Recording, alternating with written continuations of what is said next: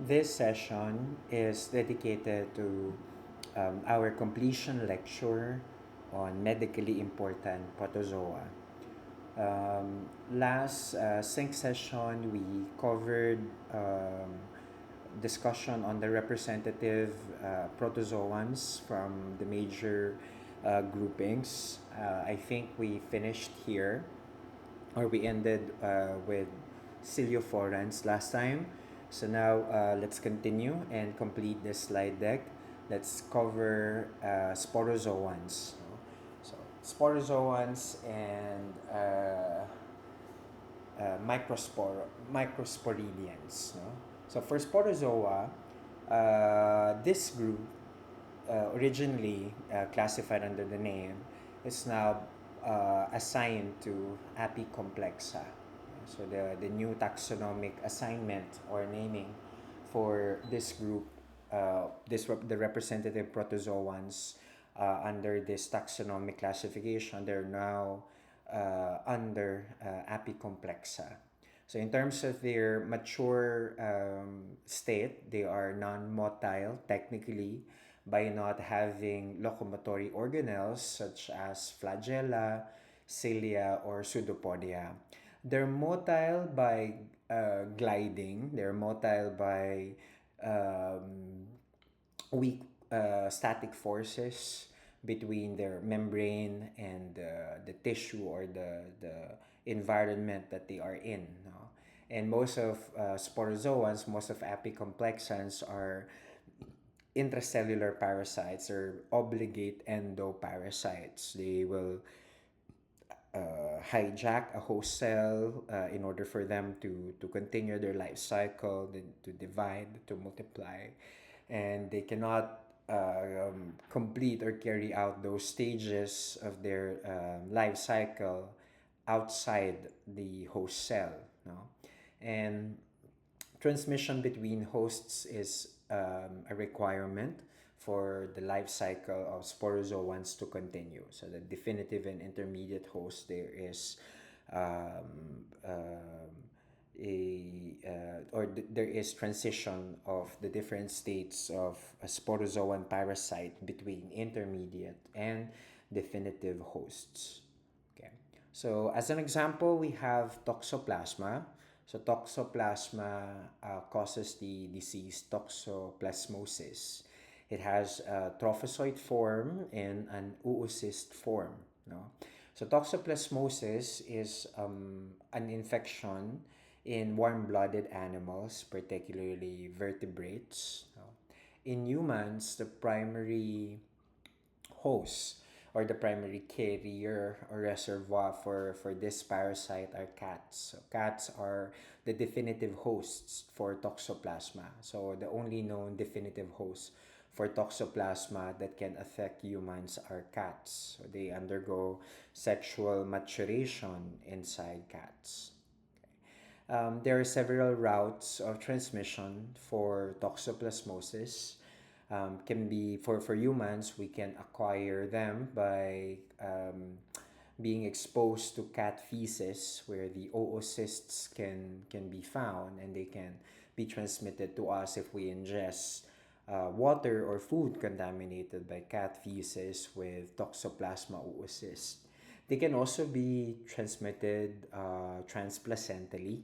So if the pregnant mother has toxoplasmosis, the parasite can be transmitted transplacentally. Okay, so this is a simple diagram showing the routes of transmission and the life cycle maturation of toxoplasma. So in cats, okay, fecal oocysts can be deposited in the environment when the cat sheds waste material. That waste material, if gets its exposure to different routes such as food, water, or via domesticated animals, the oocysts can find their way to the human body. Okay. Um, Once inside the human body, the infection can proceed or not. In most cases, for immunocompetent humans, toxoplasmosis does not really proceed, does not really progress. No? But if the immune system is not performing well or not in a good state, the infection can proceed. No? Or most likely the infection proceeds. So in immunocompromised individuals like pregnant women, very old, I don't know, very elderly people, the elderly population, or the young infants, newborns, no? As well as those with immunodeficiency sicknesses, toxoplasmosis is a potential infection to progress. No? Inside the body, or the different route, or in the humans, different routes can exist. No, can be transmitted by a blood transfusion or organ transfusion. Okay, so tachyzoids are the life stage of toxoplasma that can be transmitted via blood-borne routes. Okay, tachyzoids can also be transmitted transplacentally from the infected mother to a fetus that's still growing. No, then what do you call this? Once the parasite sheds out of the human host back to the environment, can be picked up by, can be can maintain reservoir populations in the environment, can go back to its definitive host. No, going back to cats. So oocysts from the environment can be transmitted back to cats. Tissue cysts containing bradyzoites in prey, like the small animals, small vertebrates that cats can prey on. Okay, they can go back. The parasite goes back to its definitive host, and the cycle continues again. Okay.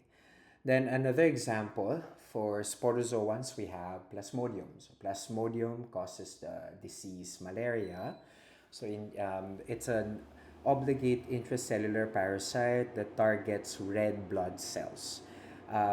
So in general, humans and mosquitoes are the hosts of this parasite.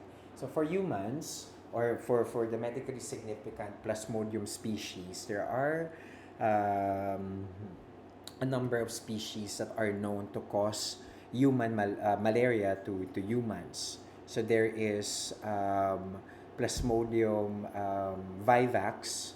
Plasmodium vivax is the most common, most globally distributed type of Plasmodium causing infection to humans. Also, there is Plasmodium ovale, which is a rare species causing the infection. There is also Plasmodium falciparum. So Plasmodium falciparum is the most severe type of malaria, causes the most severe type of malaria. And there's another one, Plasmodium malariae, can be episodic or sporadic. And also there's Plasmodium knowlesi, which is also another example of another species that is known to cause infection to humans. No? Okay, so a bit of information, some information on its life cycle. So it's vectored by the female Anopheles mosquito. So it's the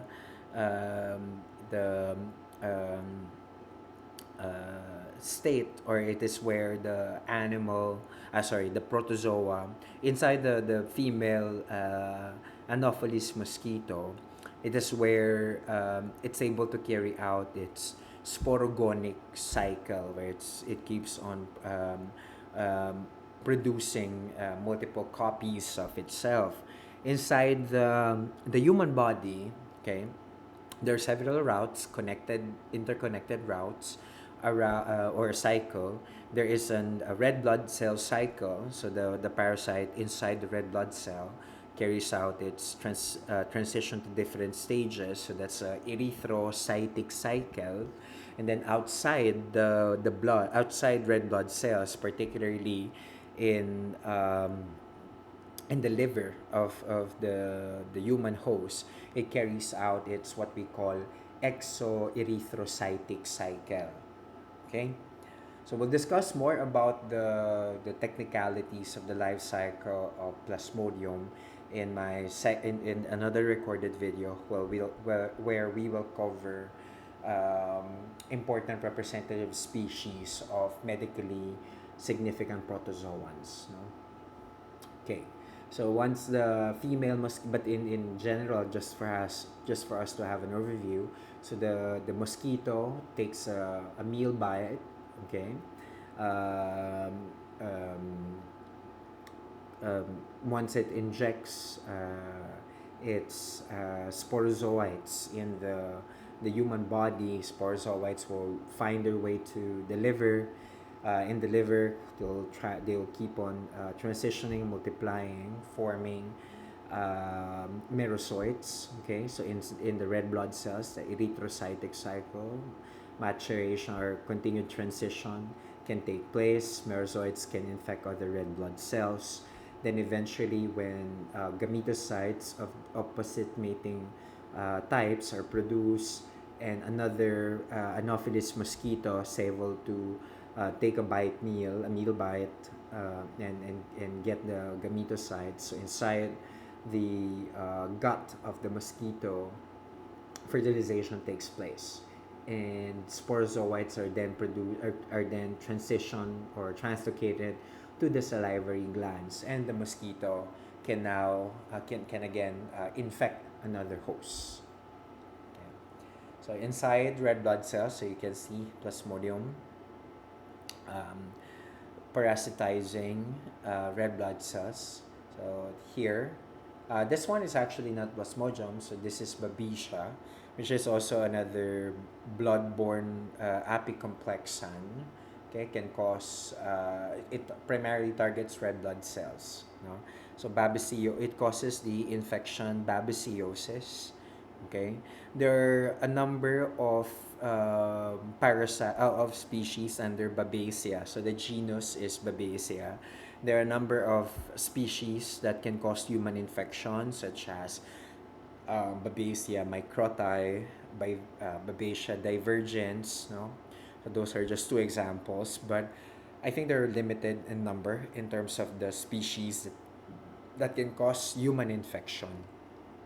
So unlike Plasmodium, Babesia can be transmitted via tick bites. No? So the carrier, the vector are ticks, no? Unlike Plasmodium. Okay.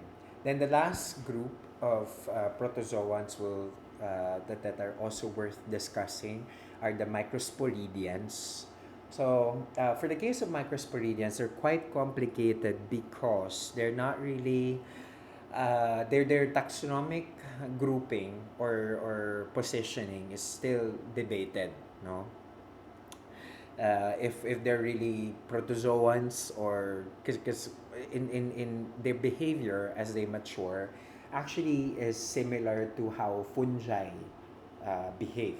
So generally, okay, key features include the absence of microtubules and mature mitochondria. Some of them have a degenerate type of mitochondria called the mitosome.